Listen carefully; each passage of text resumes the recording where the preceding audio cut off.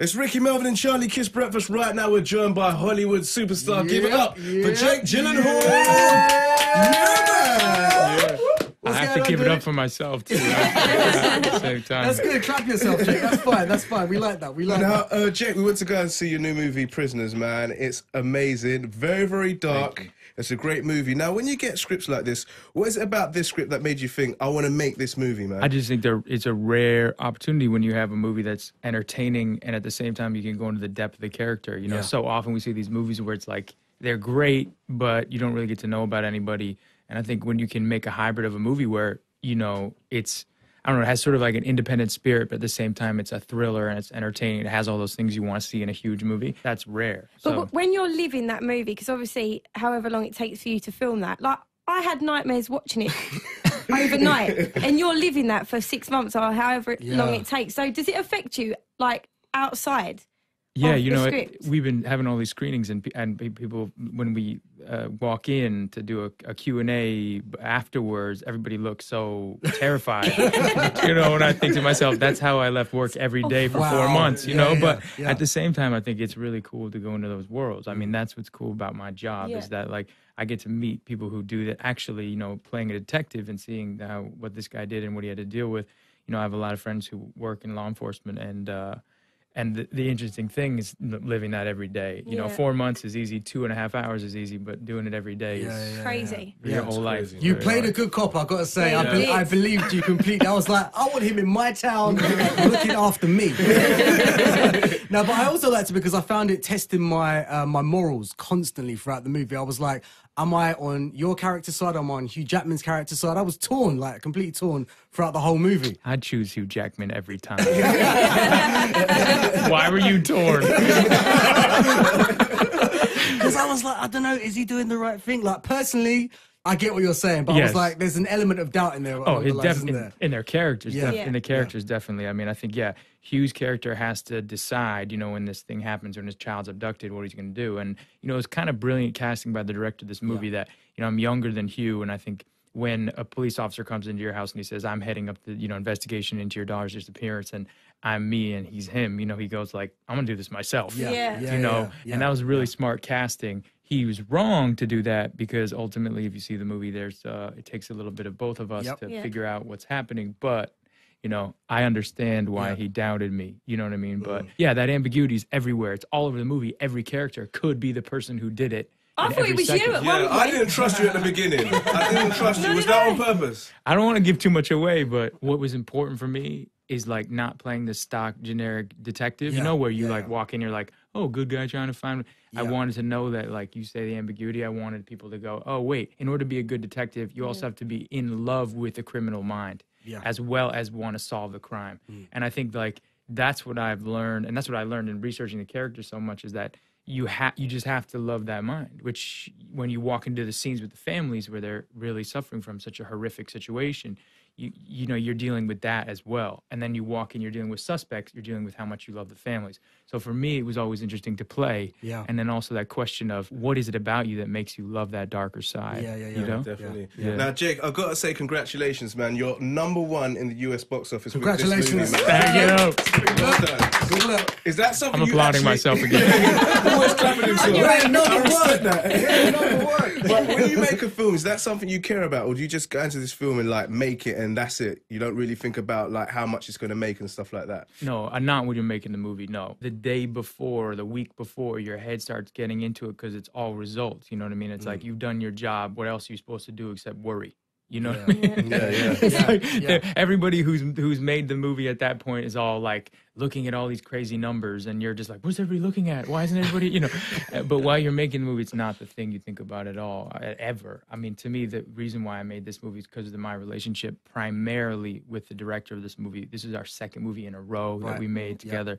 It was an incredible collaboration, and to me, every business in a way is about those relationships. And I've learned over the years that the people who I love working with, who are great collaborators, I want to work with over and over again. Absolutely. Sort of no matter what subject matter, you know what I mean? Yeah, and yeah, so that to me is what was most important about it. And it was such a huge success because Hugh Jackman was also incredible. He's amazing. I was just about to ask you about that. We were lucky enough to have Hugh sitting where you're sitting about a month ago, maybe a month and a half ago. Yeah. Every time he got mad in this film, I thought they were going to see some claws bust out of his hand, adamantium claws bust out of his fingernails or something. But what was it like working with Hugh? He's a great actor, great person as well. Really nice it's guy. annoying how good he is, man. I mean, good as a human being, good as an actor. Yeah. It's just like, and everybody says he's such a nice guy, and I think it's just totally true. But more than that, I admire somebody you walk on set and they're not afraid of going to someplace that's honest, because to be a good actor, like, you know, you can perform whatever, you know. Before I worked with him, everyone was like, oh, he's so nice, and I was like, all right, we'll see about that. Yeah, everyone says that. It's so true, because everyone does say that. Yeah, Everyone's like, and you're like, what's the performance? Yeah. Like, hey, how you doing? You know, it's like, I don't buy that, you know. It's just like, for lack of a better word, it's total bullshit. But he's not. He's real. He's a good dude. He's a good man. He's a true gentleman. Yep. And to me, that's like old school. Like when you think about old school Hollywood, like the stars of that, and even what was perpetuated in that idea in our mind of like Cary Grant and those guys, he is one of those guys. Yeah. And so when you work with him, but when you're in a scene with him, he's not afraid of like Getting the claws out, the adamantium claws. Yes. I'm not afraid of those claws, but apparently somebody is. I want to ask you, on Twitter, we've been asking people like various questions they want to ask you, and I said to them, like, what role would you personally like to see yourself play? And the two that came up was a superhero or the main character of 50 Shades of Grey. Yes. I think you just named the two characters they'd want anybody to play. If you had to choose between the two roles, which one would you go for next? A superhero or go for a little bit more explicit? You have to set up the scenario of how I would have to choose. Like, what would they force me to do? Like, how bad would it be that I'd have to choose between the two? You can't just say, if you had to choose. Okay, you are, this is this scenario, and then I have to pick. Okay, so the scenario is you have to pick one of these, otherwise you do not work ever again. Or you become single for the rest of your life. There is the potential of whether I chose one of those, I might not work. So go for 50 Shades then. I'm screwed no matter what I do. Now, Charlie mentioned Twitter just then. Now, yesterday I tried to look for you on Twitter and failed. Are you actually on Twitter? No. Why?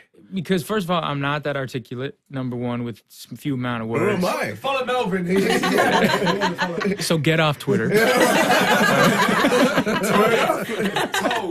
Piece of advice. No, but then like I just feel like, you know, to me, I've said this before, but like, I have a very overactive mind. So if I give myself more opportunities on my phone to go somewhere else on another application, you know, it's too much, you know. And I think I have a harder enough time really committing to the work that I do, you know, to get deep down into what you want to do. And if you're busy, to focus on that, you know, I will do anything to avoid that. And I can feel like those things as opportunities to avoid giving people something that I love so much on screen. And I know that sounds like a little like martyr-ish, but I'm also just, I can't use, I don't know how many characters you have to use, but I can't do it. That's it, I'm coming off Twitter for the second. Your radio show is going to be so much better now. You're wasting hours thinking about how few words you should write. You know what I mean? It's true. It wastes hours on Facebook doing that. Don't talk about it. It's not your interview. You stand over there. We're talking to Jake. Now, Jake, I first became a fan of yours when you did a movie that I still question my life about this movie till this very day. Donnie Darko, right? I love that film to this very, very day. Like, it makes me, it's so thought-provoking, such a thought-provoking film. But what was the movie or what was the role that you've done in the past or even more recently that you thought to yourself, you know, I've arrived. This is me now. I'm here. I've made it. It's weird because I've been working since I was a little kid. Yeah. You know, so I mean, it's a strange thing to experience. I don't know if I've ever felt like, oh, I've arrived, but I do feel these overwhelming swells of energy from projects you do. Yeah. You know, they come at you. This movie, this one personally, was that creatively. It was like this amazing mix of people I'd never worked with a director twice before. So like that was creatively so inspiring. Yeah, and then the reaction and response from audiences and just how well it's done is another swell. So to me, I mean, there's like along the line, there's so many. I think Donnie Darko is definitely one of them, just in terms of how much it meant to me personally, the process, and then how people responded. Like, I had no idea. It sort of died in the States, and then I was doing a play here, and it just like came alive again. And everybody was like, I was walking down the street, and people were like, Donnie Darko. And I'd be like, oh, thanks. Good accent. Hey, look, there's Darko. You know what I mean? And I was like, that what's too. happening? For different reasons. Let's not go there. That's another story. Let's move on. You're spending too much time on Twitter. No, but like that, those things are they're markers along the way, you know. I mean, and every single one of them. It's weird as an actor. It's like it's your experience. Like you come here in the morning and you get to do this, and this is your process, and people are listening to it. It must be so weird to hear yourself on the radio when you do. You know, it's the same thing when you watch a movie. It's like the process of what you have when we're all together, and then it's like the show is the show. What about your sister? Like, you've got an older sister as well, right? Yeah, Who's like I think so. massive in the industry, but she must have given you some advice. She's on Twitter. Is she? Yeah, but she's such a good actor. She can probably do anything. Like she's like You're both great she's tweeting and then she's acting. In between takes. Yeah, she's got us both on lock. She's just like. Listen, Jake, good luck with this movie. It's already doing so well. Thank you so much for coming down to Kiss. Give it up for Jake Gyllenhaal. Applauding myself again. Yeah, do it.